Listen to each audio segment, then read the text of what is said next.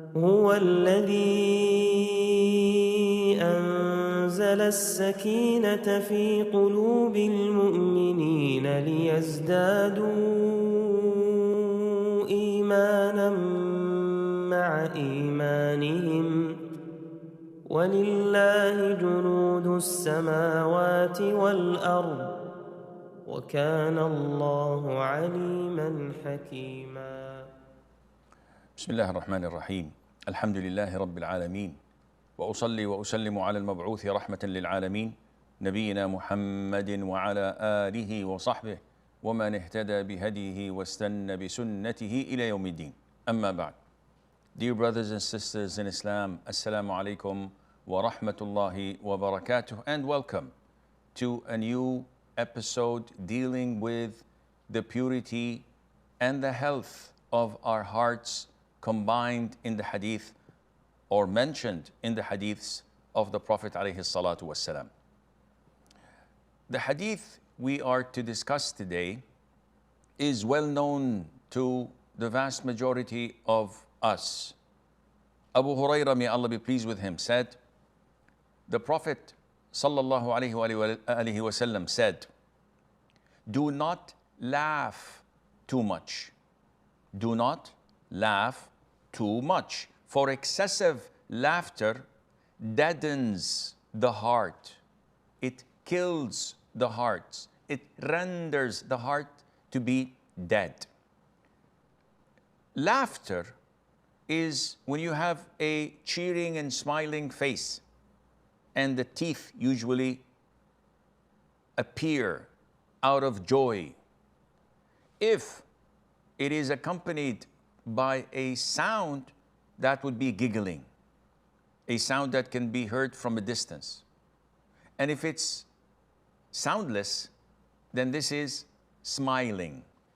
And the Prophet ﷺ, as Abdullah ibn al-Harith, may Allah be pleased with him, said, the Prophet ﷺ used to smile.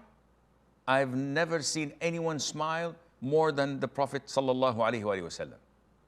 Which means that what a lot of the Muslims do today of having a frowning face and a serious look on their faces when you meet them is not from the Sunnah.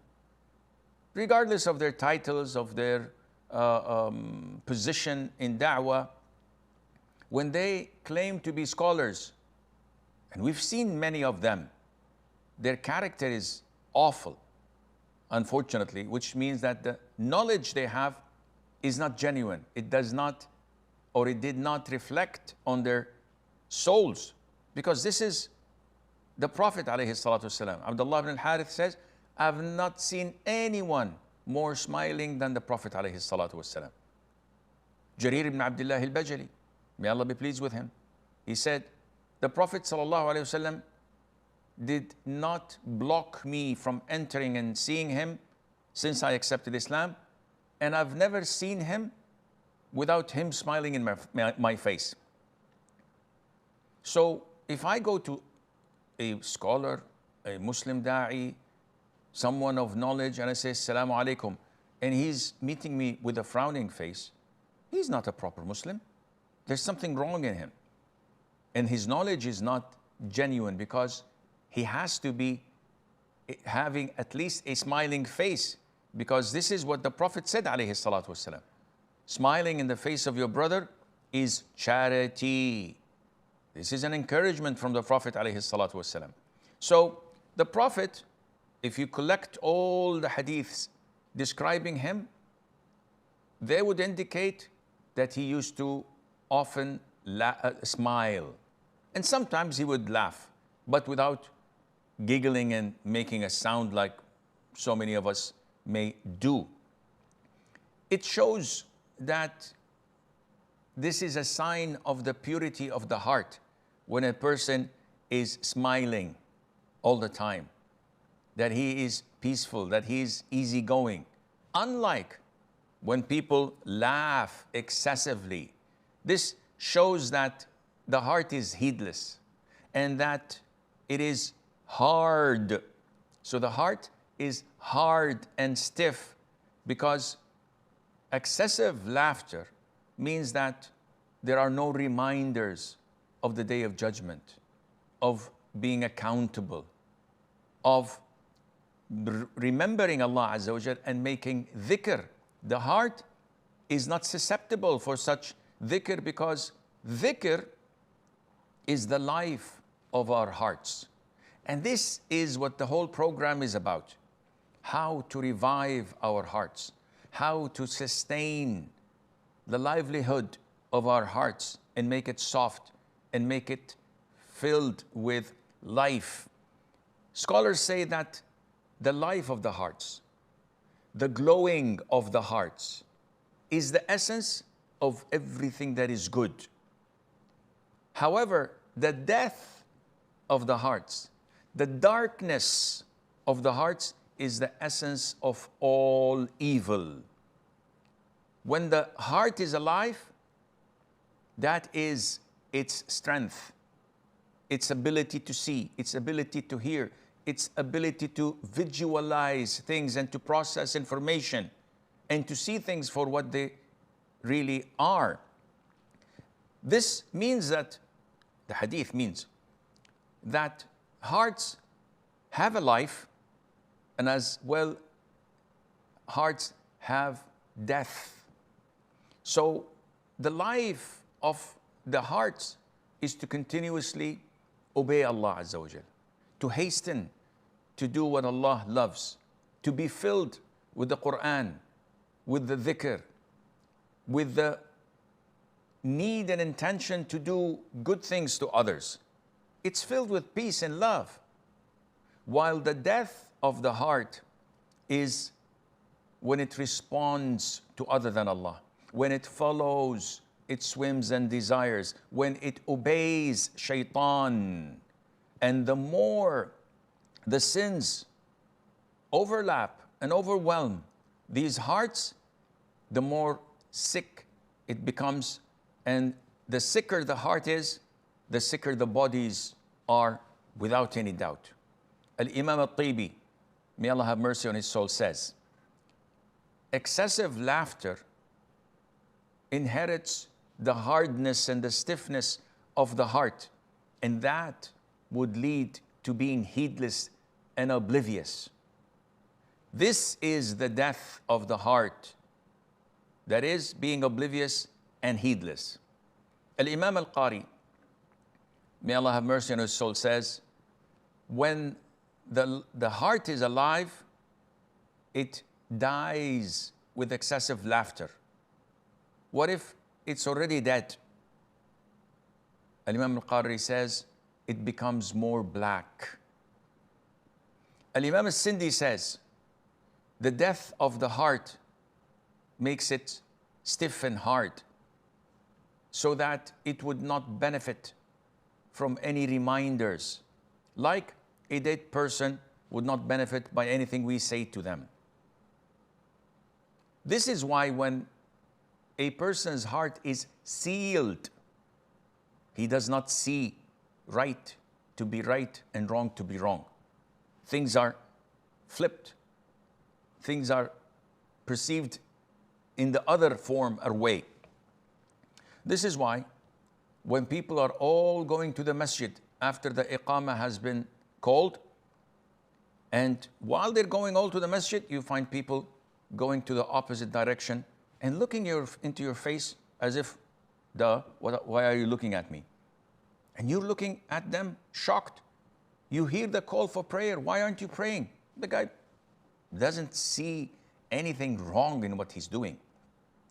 When you see a man, well-dressed, looks important, and looks like he comes from a good family and has a good position, and he's wealthy and he has a fancy car, and he looks to be well-educated, but walking next to him or sitting next to him is a wife or a daughter, not abiding by the hijab, wearing her full makeup, laughing loudly, have no shame, no shyness or bashfulness, and he's proud of her. going everywhere. This is a sign that his heart is dead. When you enter people's homes and they allow you into their guest rooms and you see all the portraits of their daughters and wives, no shame. Akhi, where is the hijab? Where is the niqab? Where is the jealousy? No, this is way gone. You guys come from the Stone Ages. No, we come from the Quran and from the Sunnah. We follow the Sharia, but you have a dead heart. May Allah preserve us and protect us. Why does the heart die out of excessive laughter? Because when you laugh a lot and you overdo it, the heart becomes stiff and it almost becomes sealed. So whenever it hears the verses of the Quran or the remembrance of Allah, it does not react. I was talking to a brother the other day, and I was telling him to make amends with his father and try to go and seek his forgiveness because he said something that was disrespectful and he was undutiful to him. So I said, go to him and expect him not to forgive you from the first time. Fall down on your knees and kiss his feet, kiss his hand, ask him for forgiveness, weep and cry. He said, Sheikh, I've never shed a tear in like 10 years. What do you mean by cry and weep? He said, SubhanAllah, hearts that are made of stone only does not weep. Yours might be one of them and you have to revive your heart. Why do hearts die of excessive laughter? Because they become heedless, oblivious, neglectful. And that's why they're unable to react to anything that draws them closer to Allah Azza wa Jal. And because excessive laughter leads to haram directly or indirectly. Because you just want to laugh. Even if that was on the account of making fun of Islam, making fun of your parents, making fun of others. I am shocked why people pay stand-up comedians money so that they would make fun of their ethnicities and their religion, and they would make fun of their countries, and sometimes they make fun of themselves. And we just pay money to laugh. These are clowns. Yes, sometimes some of them may have a moral story or point. Some of them may have a punchline that is political or may help people, but the essence of the whole thing is that what they're doing is haram. Their earning is haram. And they have to cross the line to do these haram things. Didn't the Prophet say, alayhi salatu wasalam, وَيْلٌ لِلَّذِي يُحَدِّثُ النَّاسَ فَيَكْذِبْ لِيُضْحِكَ بِهِ الْقَوْمِ وَيْلٌ لَهُ ثُمَّ وَيْلٌ لَهُ. Woe! And this is a word of threat and warning. Woe to those who speak to people and lie to make them laugh. Woe to them, woe to them. And these stand-up comedians usually are the most depressed people, as psychiatrists say. They want to make people laugh, and the people do laugh, but they themselves are messed up. So many of them overdose. So many of them commit suicide. And we are shocked. Why? They were filling the whole world with laughter and fun. But deep down, their hearts are dead.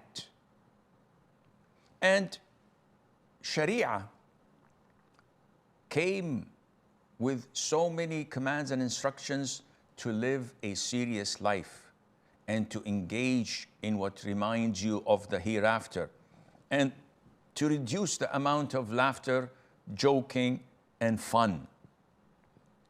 Is this the norm? The answer is everything has to be put in perspective. That's why the scholars identify wisdom. What is wisdom? What is hikmah? They say to put the right thing in the right place. So definitely being serious and stiff is not something that Sharia recommends 24/7. Like Umar says, may Allah be pleased with him, I like to see an individual, a man, a real serious man. But when he enters his home, I'd like to see him like a young boy with his family. So he jokes with his wife, with his kids. There's fun, there is humor. But when he's out with the boys, with the guys in the masjid, he's serious. The more you lower your guard and start to make fun and start to make jokes, people look down at you. They don't take you seriously. Sharia tells you, be serious. Mother Aisha says, may Allah be pleased with her, in the hadith of the eclipse of the sun, that the Prophet ﷺ addressed the Muslims and said, O nation of Prophet Muhammad ﷺ, if you were to know what I know, you would have laughed little and wept and cried a lot. And Anas, may Allah be pleased with him, said that the Prophet ﷺ once passed by a group of people laughing their heads off and joking. So they were loud in their laughter. So the Prophet said to them, ﷺ, remember often the destroyer of pleasures. And who is the destroyer of pleasures? It's death. When you remember that you and I are going to die soon, you don't have time to laugh a lot. But again, this is not something that is a trend that we have to do 24/7. There are times where you can joke. The Prophet used to joke and humor his companions, but he would never say anything that was a lie. And this was not the trend. Was not all the time, but it was every now and then. With the wife, with the children, with your kids, when you're home, yes, lower your guard and you can joke and play with them. But remember, do not excessively laugh. Smiling, like the Prophet did, ﷺ, is the best thing to do. Laughing every now and then is permissible, but it is not a way of life that you keep on just trolling people or making fun of people or roasting people all the time and making fun and laughing all the time. This lowers your bar and your dignity and would make people disrespect you.